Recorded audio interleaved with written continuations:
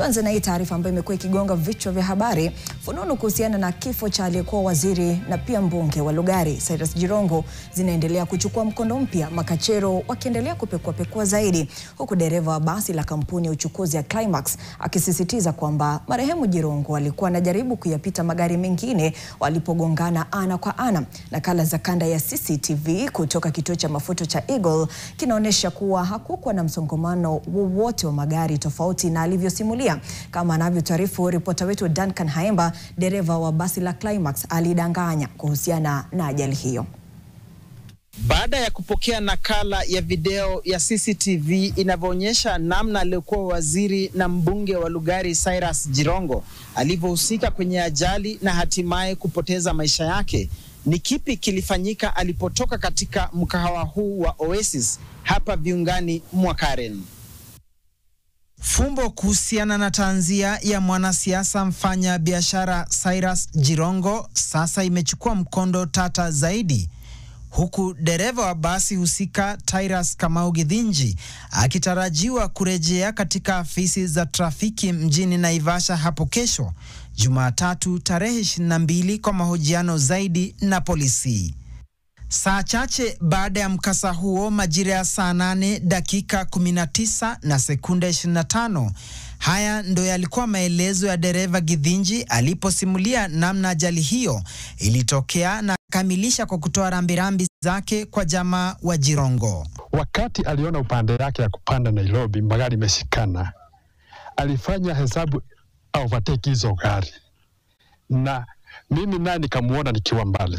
Githinji alidanganya peupe, kwani kanda hii ya CCTV kutoka kituo cha mafuta cha Eagle inaonyesha vyema kabisa Jirongo akiingia kituoni humo mwendo wa saa 8 alfajiri na dakika 18 sekunde 44, na hakuelekea sehemu ya kuwekea mafuta kwenye gari. Badala yake aligeuka kwa muda wa sekunde 34 na saa 8 na dakika 19 sekunde 19 akaondoka katika kituo hicho kwa haraka na kupinda kuelekea tena barabara ya Nairobi alikokuwa ametoka. Lingine linalozua maswali zaidi ni gari hili jeupe aina ya Probox lililofuata na kuingia kituoni humo sekunde 29 baada ya Jirongo kuingia.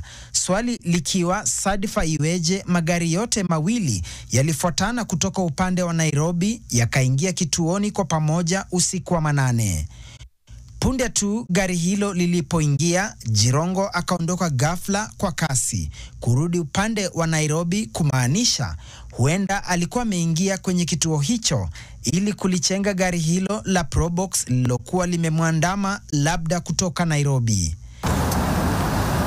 Makachero wa DCI wanasemekana wanafuatilia habari zaidi kwamba baada ya kutoka klabu ya Karen Oasis eneo la Karen Plains karibu na makao rasmi ya naibu rais, Jirongo alihamia hoteli ya Park Place iliyoko barabara ya Magadi kabla ya kuondoka na hatimaye kufariki ajalini eneo la Karai, barabara kuu ya Nairobi Naivasha.